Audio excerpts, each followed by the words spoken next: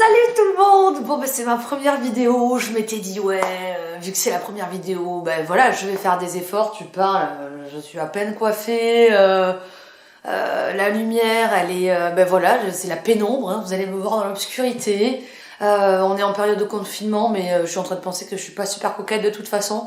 Je m'étais dit, ouais, pour YouTube, je vais faire une petite exception, et puis bon. Alors, cette première vidéo, de toute façon, d'une longue série, ça va être sur vraiment les grands effets positifs du coronavirus, et plus particulièrement du confinement, qui a été rebaptisé, je l'ai vu par certains, et du coup, je vais vraiment adhérer à cette expression, du co-confinement. Donc, cocon-finement, voilà, pour le jeu de mots.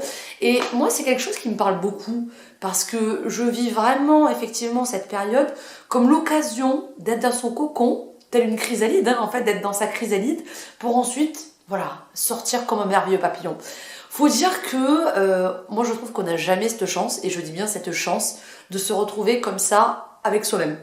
On fait tous des tentatives, je veux dire, moi je suis bouddhiste, donc c'est vrai que je suis très très connectée à tout ce qui va être, bon, je parle même pas de la prière, mais bien-être, méditation, voilà, ça c'est des choses qui me parlent. Et malgré ces tentatives d'essayer de sortir de cette tornade, on est tous pour moi des tornades humaines, hein, prises voilà, dans le feu de nos objectifs, de notre chemin de vie, il faut y aller, etc. Mais finalement, c'est extrêmement dur de s'extraire de cette tornade pour pouvoir juste être. Voilà. Ne pas faire, juste être. Et même moi, par exemple, qui ai on va dire, une facilité à la contemplation, à savourer le moment présent, je me rends compte depuis le confinement que c'était vraiment la goutte d'eau dans l'océan, ce que j'estimais être profiter du moment présent. Personnellement, aujourd'hui, j'ai des grands moments d'ennui, j'ai des moments où il se passe absolument rien, il n'y a pas la télé, il n'y a pas de livre, il n'y a rien, je suis juste là, et j'apprends à être bien avec ce rien, en fait. Et je trouve ça super important. J'ai l'impression qu'on est tous en train de se reconnecter à l'essentiel, et pour moi c'est ça. Alors, il va y avoir une suite de grands bienfaits, je vais en parler dans d'autres vidéos, mais le premier dont je voulais parler, qui moi me saute aux yeux, c'est vraiment ça, c'est le fait de retourner à l'essentiel. Et ne pas y retourner avec le mental, parce que c'est facile finalement de tous se donner une bonne conscience en se disant tous les jours, oh là là, quelle chance j'ai, quelle gratitude j'éprouve à être dans la vie où je suis. Mais finalement, qui a pensé au gazon dans les parcs des villes ? Alors, je vous dis ça, là ça sort tout seul. Mes vidéos sont très spontanées à chaque fois, hein, donc il y aura des petits ratés, mais je trouve que c'est ça aussi qui rend les choses intéressantes. Mais je disais, qui a pensé finalement au gazon dans les parcs des villes ? Je dis ça parce que maintenant que je peux plus aller me balader dans les parcs, j'ai remarqué la dernière fois, juste en passant, voilà, lors de mes 1 heure quotidienne de balade autorisée, j'ai remarqué à quel point l'herbe, elle était d'un vert éclatant.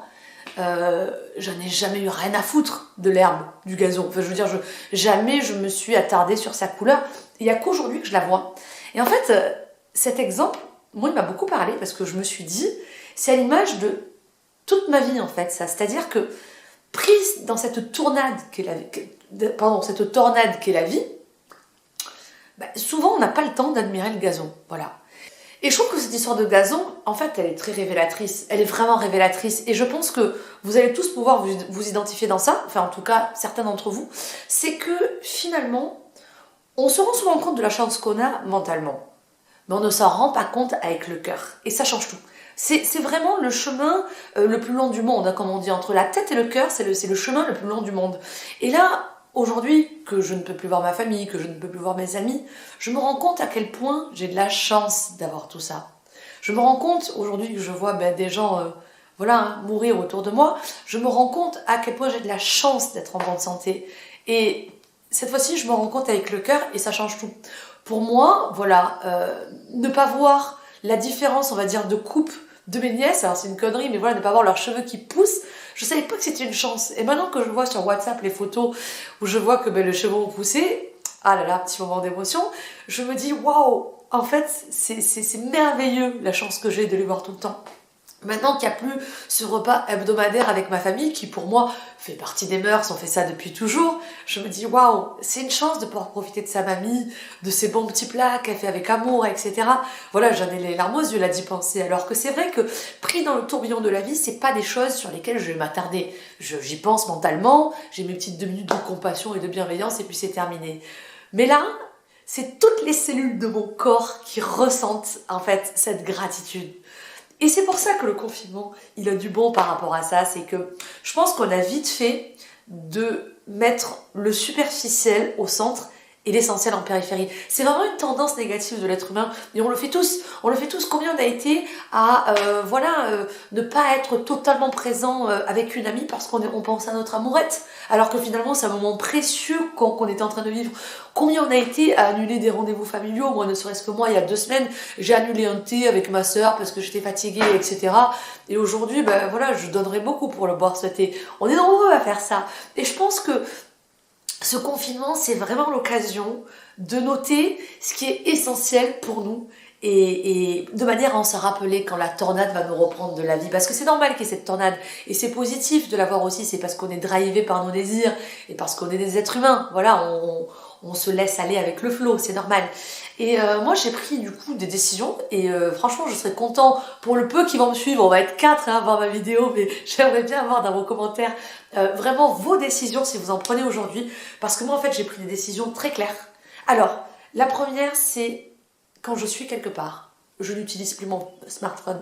Parce que maintenant que je peux plus aller dans ces endroits, que ce soit, comme je vous ai dit, le marché qui me tient à cœur, que ce soit me poser dans un parc pour lire un livre, que ce soit même en terrasse, j'adore mon petit vin blanc en terrasse. Oh là là, rien que d'y penser, ça me fait frissonner de plaisir. Maintenant que je suis privée de tout ça, je me dis, mais quelle connerie sérieux d'y aller avec son smartphone. Parce que finalement, je me dis, je le regarde 2 minutes et puis je passe ma vie dessus.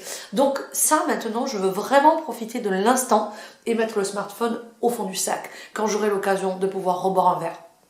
La deuxième des choses, c'est que vraiment, je veux dire merci plus souvent à tous ceux qui font des efforts dans l'ombre, entre guillemets. Je pense par exemple à ma mamie qui vraiment s'arrache pour nous faire des plans. On dirait que la meuf, on dirait qu'elle joue sa finale à Top Chef à chaque fois.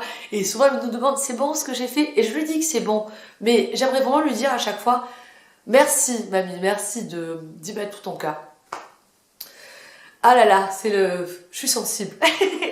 La deuxième des choses, c'est de la même manière, par exemple, mon meilleur ami, il a souvent du vin blanc sec chez lui, Morgan, alors que c'est pas ce qu'il boit le plus souvent, c'est pour me faire plaisir qu'il fait ça.